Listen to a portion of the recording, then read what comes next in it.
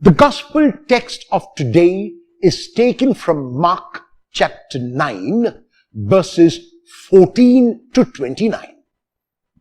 It is a scene immediately after the transfiguration, in which Jesus is transfigured on the mountain, in which he discusses with Elijah and Moses who he is and what his mission will be. And after the scene of the transfiguration, Jesus comes down from the mountain with the three closest disciples in Mark, Peter, James, and John. And as soon as he comes down, he sees his disciples and a crowd arguing with one another. And he asks them what the argument is all about.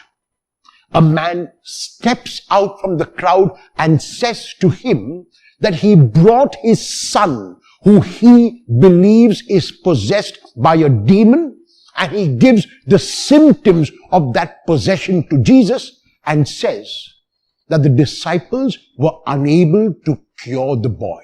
And so the man is at his wit's end. He imagined that because the disciples were disciples of Jesus, they would be able to perform this miracle. They would be able to make his son whole. However, they are unable to do so. Jesus responds by asking those who hear him to have faith.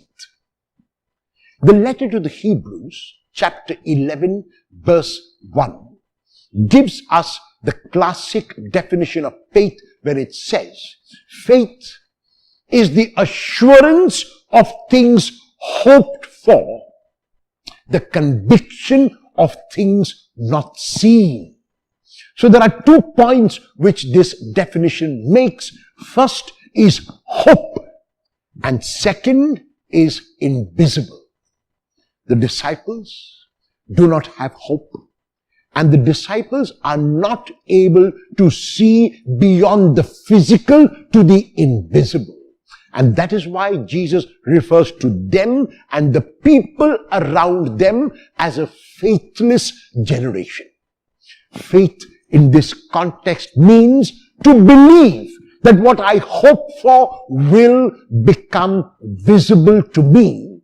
The disciples are unable to do that. Jesus, however, is the epitome of faith. Jesus is the carrier of the Spirit, and Jesus is the one who communicates this faith. And so Jesus is able to heal the boy immediately.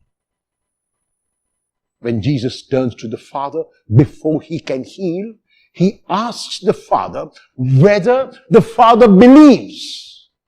And the Father responds like every one of us can respond, I believe, help my unbelief. We all want to believe. We all want to see even before we can believe. We all want the Lord to show us. And yet the Lord says, is it possible for you to see after you believe, or to believe before you see? And the Father is willing to do that. The Father wants the Lord to reach out to him in his unbelief and make his faith complete. And the Father recognizes that the Lord is able to do that.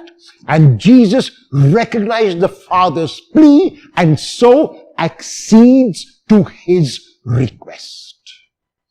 In a later text in the Gospel of Mark, chapter 11, verses 22 to 25, Jesus will define once again the meaning of faith when he says that faith is to believe what we are praying for will be ours, and it will be ours.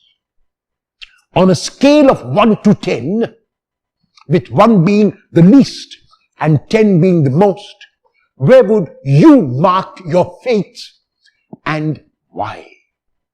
Will you try from today to increase that level until it reaches the highest possible level for you, knowing that the Lord will help your unbelief. Keep telling the Lord, I believe, Lord, help my unbelief.